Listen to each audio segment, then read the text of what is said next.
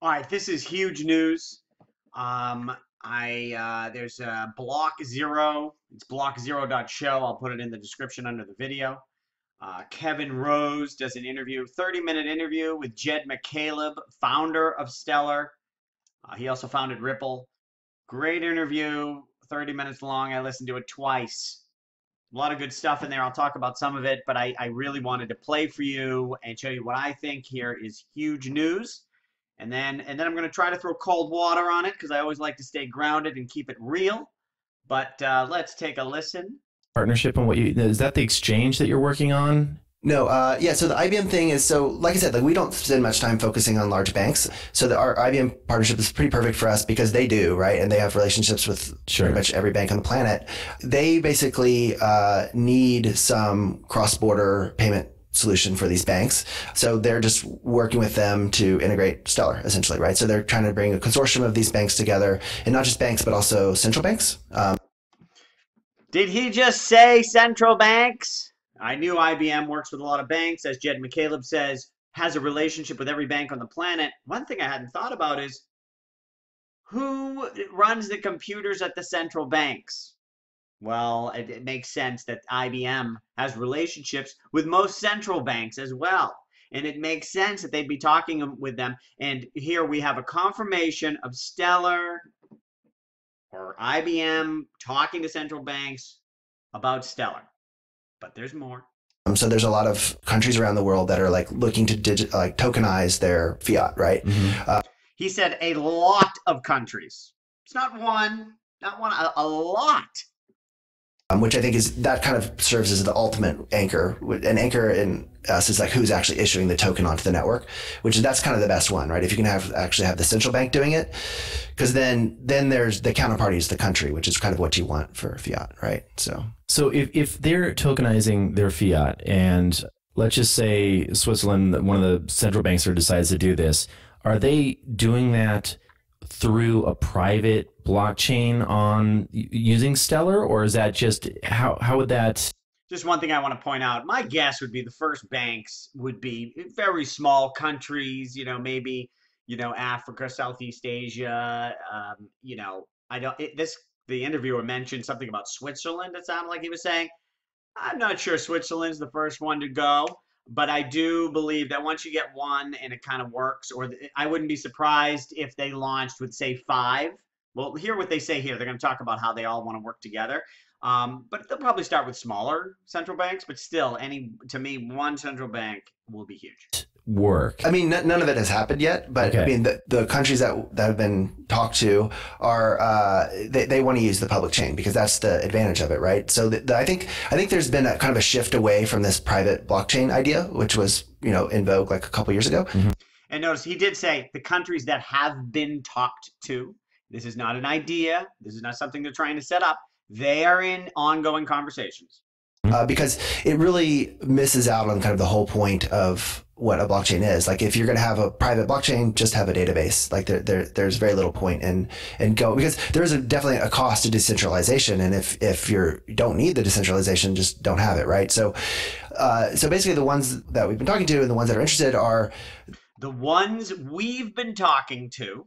So maybe it's not just IBM having these meetings, but actually Jed McCaleb going to the meetings.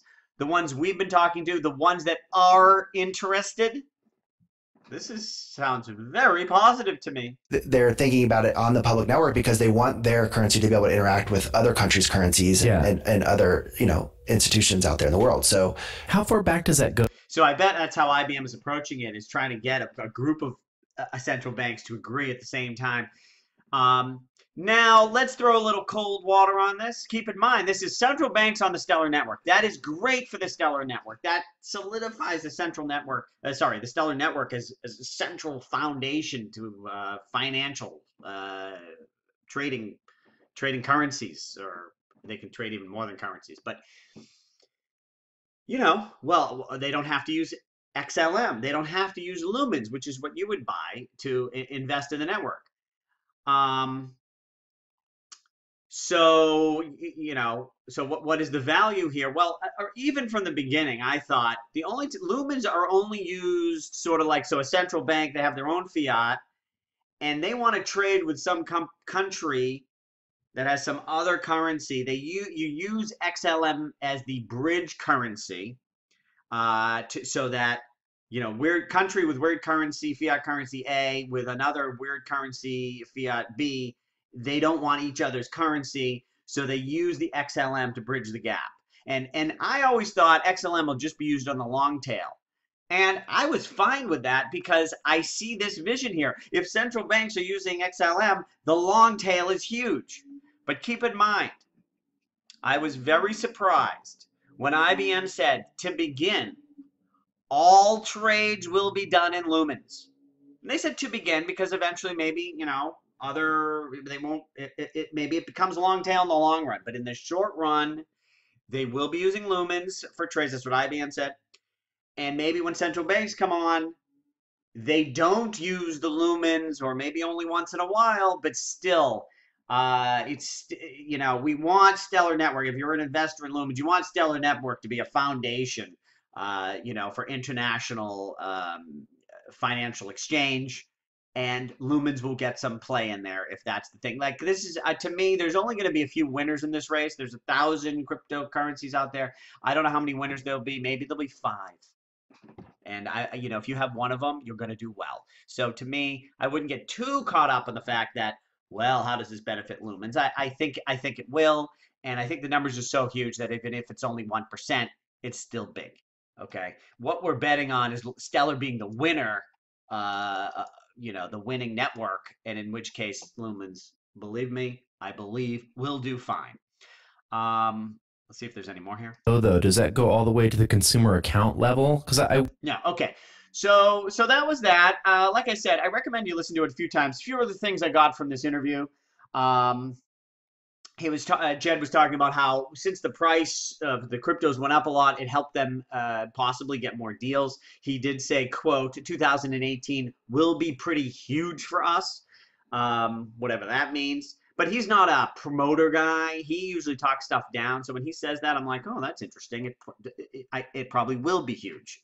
He's talking about deals. He's not talking about the price going up. He's talking about announcements, Stellar partnerships will be huge this year. Also, this SDEX, their decentralized exchange. He and IBM has Ferex, which somehow it's working together. There's some decentralized exchange that they're working on that they're keeping very quiet about. And they're being quiet to the point that it smells of confidence. It's like it's going to be so great they don't want to say anything yet because people will go crazy, like they want to wait. Like, that's the feel I get. He did say too, though that will be launching, he hopes, in the spring. So who knows? Maybe, where are we now? It's February. Let's say in these central bank things, when they're talking, they're working, that's fabulous. If it happens 2 years from now, it's huge. But let's say the market keeps trending down in general. There's no announcement about the exchange until the spring, and they're not saying anything before it launches. Central bank thing isn't for who knows later than that. Hey, the price of lumens could keep going down here. I mean, let's just take a quick look. Where are we here? So, I always advise if you want and you don't have, listen, I've got the videos on dollar cost averaging. I'm not telling you to buy. I'm just telling you what I do and what I like. And, if you have a percentage of your portfolio that you want to have in crypto, I've got videos on that. I'll say it again though. From 1 to 10% is a decent amount. Then you figure out what cryptos you want to be in. I think XLM has a good place in your portfolio. I recommend 30%. Well, after this video, I might feel a little bit higher, but at 30% is great. It's a smaller currency, only 6 billion, right? Much smaller than some of the others. But hey, look at this, 90 cents down at 30. I mean, we're off, almost 60% right now off the highs. But it could keep ticking down. It could go all the way to 20 cents. So, if you buy it today a little bit and then it shoots up, well, you could have bought more, but at least you bought it and it went up. That's great. If it goes down, you're going to wish you didn't buy it all because you can buy more at 20 cents. So spread your time risk if you want to get in on this thing. So anyways, what else was in the interview? He also said at the end there's another thing that he's really excited about, but can't say what it is. I mean, you know, I don't know what that is, but I don't even know why I mentioned it. But it's the fact that he's excited about something else that he won't talk about. To me, is kind of exciting. And the last point I want to make is, so this was posted yesterday. This podcast. This to me is pretty big news. Guess what? You're not going to find this in news. Like I've said before, I made a video about how to research, how to follow crypto. Follow experts. I follow Jed McCaleb on Twitter. He posts once a month. I mean, or I don't know, not that often. Yesterday he posted this, so I listened to it. That's how you get news. Listen to experts. Otherwise, you get a bunch of noise and a bunch of stupidness. Most reporters, God bless, I'm sure many of them are wonderful people and they're doing their best. But, a lot of them are like, whatever. Like, they're not rock stars. They're not experts. So follow the experts. That's where I got this news. And yeah. Anything else? No. One other thing too. I just wanted to show this chart on the price. I was looking at it a little in Bitcoin because Stellar went up so much, and then I'm like, well, now I like Bitcoin. So maybe if you have too much Stellar because it went up so much, if you got in all the way down here,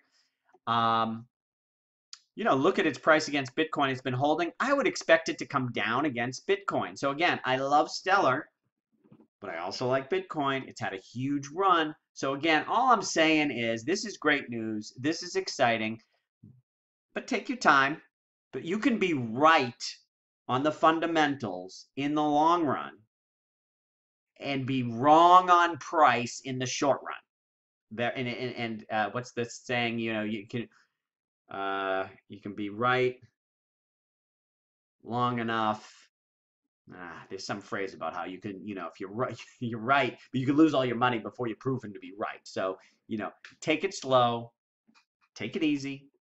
I am not a financial advisor. I'm just telling you what I do and what I think, and help you navigate these waters. All right. Stay tuned and make sure you subscribe to my channel. I want to get to 10,000 so I can get a free entry into the YouTube studios that's down the street, and I'm getting close. So if you enjoy my videos, don't keep searching and waiting for me to pop in search results. Please subscribe. Thank you.